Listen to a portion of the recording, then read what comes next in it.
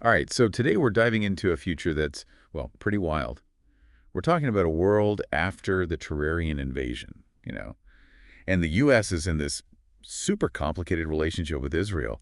There's even this movement pushing back. They call themselves the Patriots. Yeah, the Patriots. Right in the thick of all of this is Sergeant Sharia. His story, it's full of twists and turns, you know what I mean? So Yeah. let's unpack this world a bit, see if we can figure out how Sergeant Sharia became such a big deal in this whole mess. You know, one thing that really jumps out from all this material is the tension, the real tension in this future America.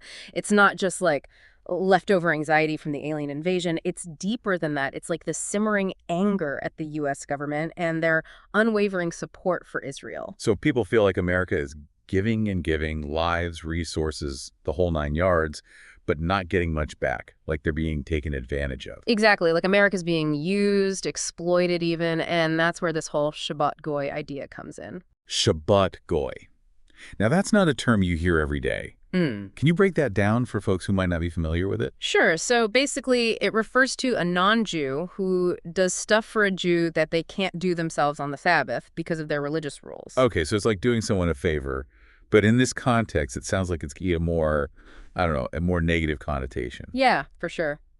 In this world, it's almost like an accusation, like you're being used, a tool for someone else's agenda. And that's the kind of thing that really gets under Sergeant Sharia's skin. Ah, so he sees the U.S. as this Shabbat Goy for Israel, sacrificing its own well-being for someone else's benefit.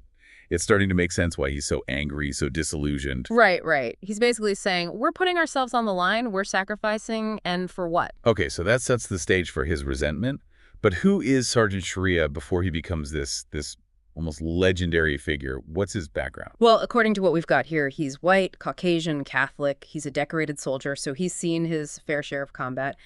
Basically, he's the quintessential American soldier, someone who's served his country faithfully, but who's become completely disillusioned with the direction America's heading in. Right. And how does this disillusioned soldier, this all-American guy, go from fighting for his country to, well, advocating for Sharia law in America? It's a pretty huge jump. It is, and that's where things get really interesting. He goes from this disgruntled veteran to this, like, almost Judge Dredd kind of figure. He's taking down pedophiles, fighting corruption, taking on the whole system that he sees as morally bankrupt. He even goes as far as declaring Texas independent, becoming its president, and guess what? He establishes Sharia law. Wow. Talk about a radical shift. So do we know anything about, like, what leads him to embrace Sharia law? Okay. Especially given his background. It is a total contradiction, right? But there's this one quote that really sheds some light on his thought process. He says, and I'm paraphrasing here, as long as we keep believing in Christianity, as long as we believe our God is of their ethnicity, Israel will always have power over us. So he's basically saying that the concept of God's chosen people, whether it's in Christianity or Judaism, gives Israel this inherent power over other nations, like the U.S. Yeah, that's the gist of it. And he's rejecting it, completely rejecting both the existing power structure and the religious framework that he sees as supporting it. And he's calling for others to do the same. There's another quote, right? Something like, reject Christianity, free yourself from their mental slavery, make America great again, where all men are equal before God. He's trying to create his own vision of America, one that he thinks is free from outside influence and rooted in this more, I don't know, egalitarian view of faith. And he's tapping into this fear, this real anxiety that America's lost its way, lost its identity. He's offering this radical solution, a total reset, It's definitely a powerful message, especially for those who feel left behind, forgotten by the system. He's offering them a purpose, a chance to fight back. Right. But it also brings up a lot of questions about whether the ends justify the means. He's imposing Sharia law, which, let's be honest, has a reputation for being pretty harsh, very strict. Yeah. So how does that fit with his whole message of equality and freedom? That's a good point, but it's not as simple as it seems. The sources show how he applies Sharia law in a more, pragmatic way. He's not just blindly following a set of rules. There's this part where he asks, and I'm quoting here, a person who steals for his family to eat and a person who steals for his own desire of fortune, which one should you chop off the hand? So he's taking the context into account, the human element. So he's adapting the law to different situations, not just rigidly enforcing it. It's a more nuanced approach than you might expect. Exactly. And that's what makes him such a fascinating and potentially dangerous figure. He's got this radical vision, but he's also savvy enough to tailor his message, to make it appealing to those who are fed up with the status quo. This really complex picture, that's for sure. And it gets even more complicated when you consider all the other forces at play in this future. You've got groups like the Patriots, who are all about America first, and then you have these Zionazis representing this hardcore, ultra-Zionist agenda. That term Zionazi itself is pretty loaded, isn't it? It speaks volumes about how polarized things have become. Oh, absolutely. It's meant to demonize, to paint these ultra-Zionists as the ultimate enemy. And then there's this whole deep state thing that Sergeant Sharia seems obsessed with. Can you fill us in on who they are and what their role is in all of this? Okay, so the deep state, at least how it's portrayed in this material, is like the shadowy network pulling the strings from behind the scenes. They control the media, they manipulate events, they basically run the show while everyone else is just dancing to their tune. So they're like the ultimate puppet masters, Yep. and Sergeant Sharia sees them as the real enemy, the force behind everything that's wrong with America. Exactly. And they use any means necessary to silence dissent. They slap that anti-Semitism label on anyone who questions their agenda, anyone who steps out of line. So we've got this volatile mix, right? A disillusioned population, a charismatic leader with a radical vision, and these shadowy forces pulling the strings from the shadows. It's a recipe for disaster, isn't it? You could say that. And just when you think things can't get any more complicated, you throw the holy Tefillin into the mix. Ah, the holy Tefillin. Now we're talking. Tell me everything. Well, from what I've gathered, it's this artifact, an object with immense power, like something out of a comic book. It can actually alter reality. Whoa, okay, that changes things. Yeah. So naturally, everyone and their mother wants this thing, right? You got it. Everyone's after it. We're talking Zionazi operatives, mafia bosses, the whole shebang. The stakes are incredibly high. Yeah. Because whoever controls this thing, the Tefillin, they essentially control reality. So where does Sergeant Sharia fit into all of this? Is he after the Tefillin too? Well, that's the interesting part. He actually has a chance to grab it, but he doesn't. He says he doesn't have the resources to protect it from all the other factions that would come after him. That's surprising. A real unexpected move from a guy who isn't afraid to use force to get what he wants. What do you think his game is? It's hard to say. Is it pure pragmatism? Does he understand the danger of wielding that kind of power? Or is he playing a deeper game, biding his time, waiting for the right moment to strike? It definitely makes you wonder. Is he just driven by this desire for justice?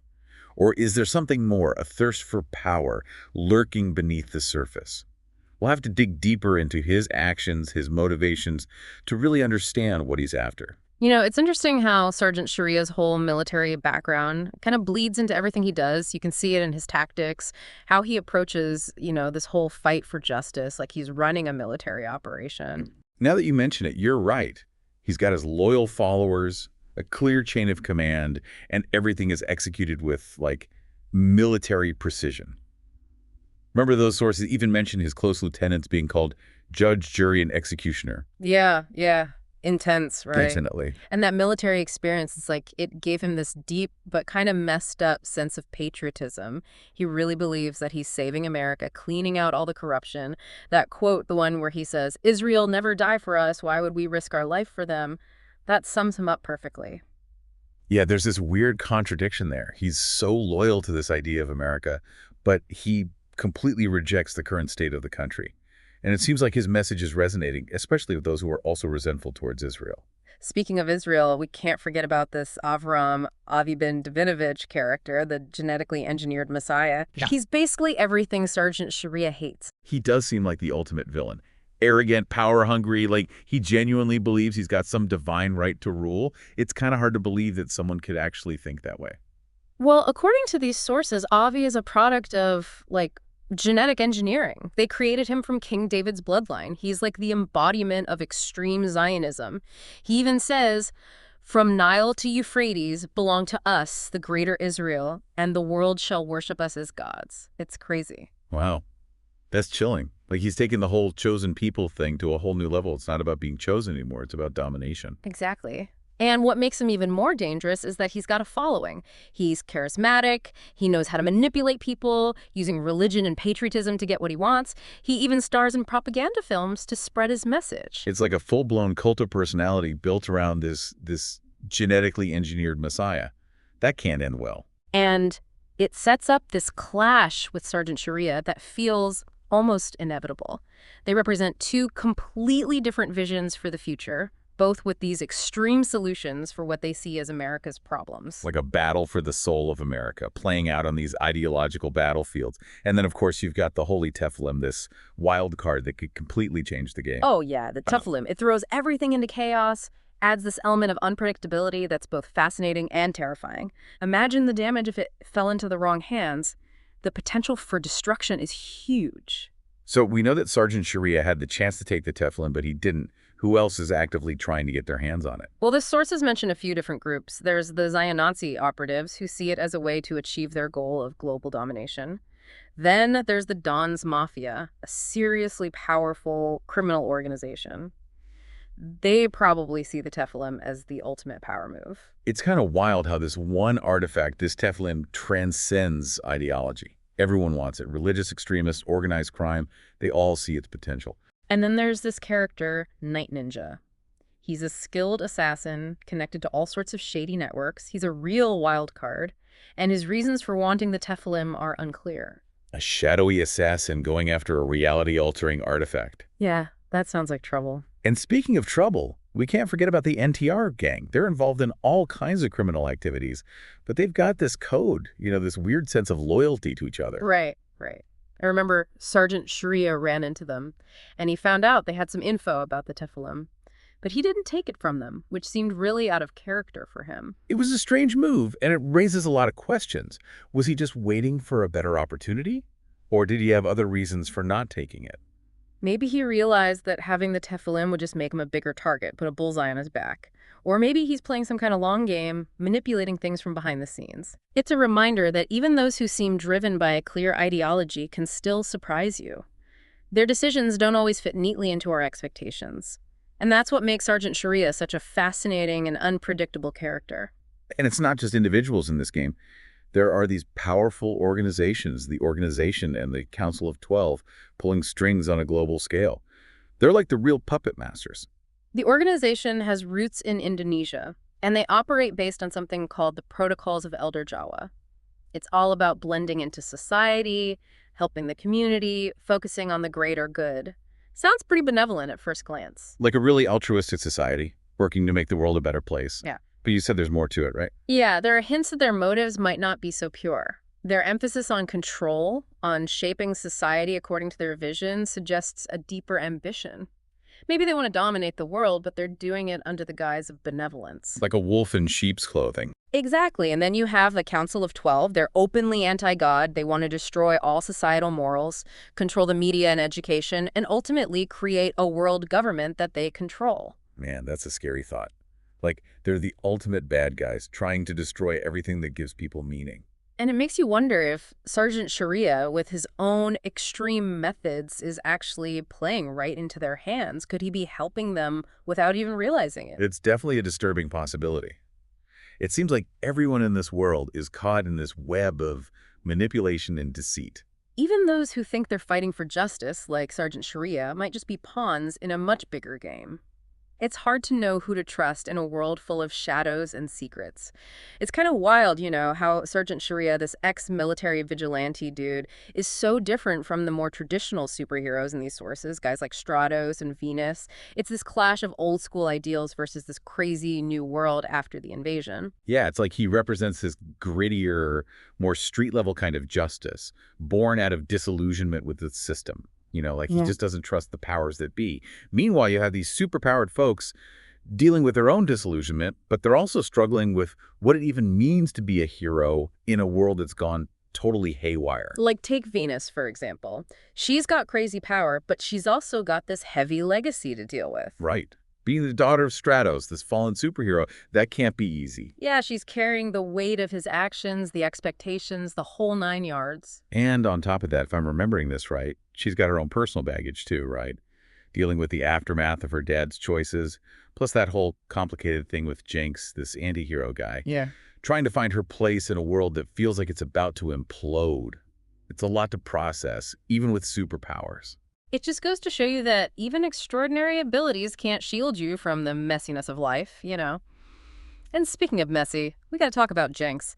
Skilled martial artist, shadowy past, the whole deal. The sources suggest he's got ties to the organization, that super secretive group we talked about earlier. Oh, Jenks. Yeah, he's an interesting one. Skilled, resourceful, not afraid to bend the rules. Hard to tell what his deal is, but it seems like he's all about survival, taking on anyone who gets in his way. A real lone wolf type. And let's not forget what went down with him and the Holy Tefillin. Things take a real turn there, for him and maybe for the whole world. Oh, yeah, that's right. That reality-bending thing everyone's after, it ends up in his hands. Talk about a game changer. What's he going to do with that kind of power? Well, it's kind of funny, his first reaction to the Tefillin, he doesn't seem to totally get how big a deal it is. He even calls it a mini Kaaba. Like, what? Maybe he was playing it cool, trying to fly under the radar, or maybe he was so caught up in the moment, dealing with all these immediate threats, that he hadn't really wrapped his head around it yet. Maybe. Maybe. But regardless, having the Tefillin puts him right in the center of this global power struggle. He's going to deal with the Zion Nazis, the Council of 12, and who knows who else might be coming for him. It's a lot to handle. So the big question is, what's he going to do with it? Will he use it for himself, try to reshape the world to fit his own vision?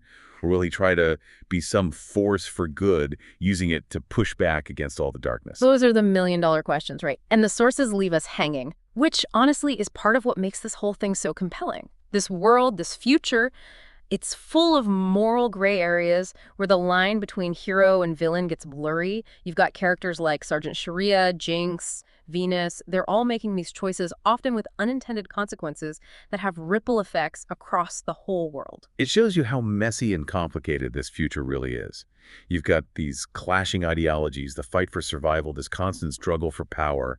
It's a lot to unpack. And as we wrap up this deep dive, it's clear there are no easy answers, no simple solutions. It's a world of contradictions where hope and despair go hand in hand. And the choices that individuals make, whether they seem big or small, can have huge consequences down the line.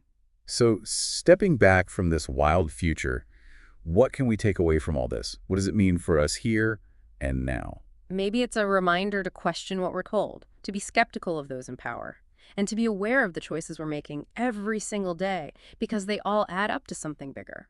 Because in a world as crazy and unpredictable as this one, even the smallest action can set off a chain of events that could totally reshape the future. We might not have reality-bending artifacts or alien invasions to worry about right now, but the choices we make today, they matter. They shape the world of tomorrow. That's the power and the weight of the choices we make. The future isn't set in stone. It's something we're all creating together with every decision we make. And on that note, we'll leave you with this. In a world that feels like it's teetering on the brink of chaos, where right and wrong aren't always clear, what choices would you make? What would you fight for? And what price are you willing to pay for a better tomorrow?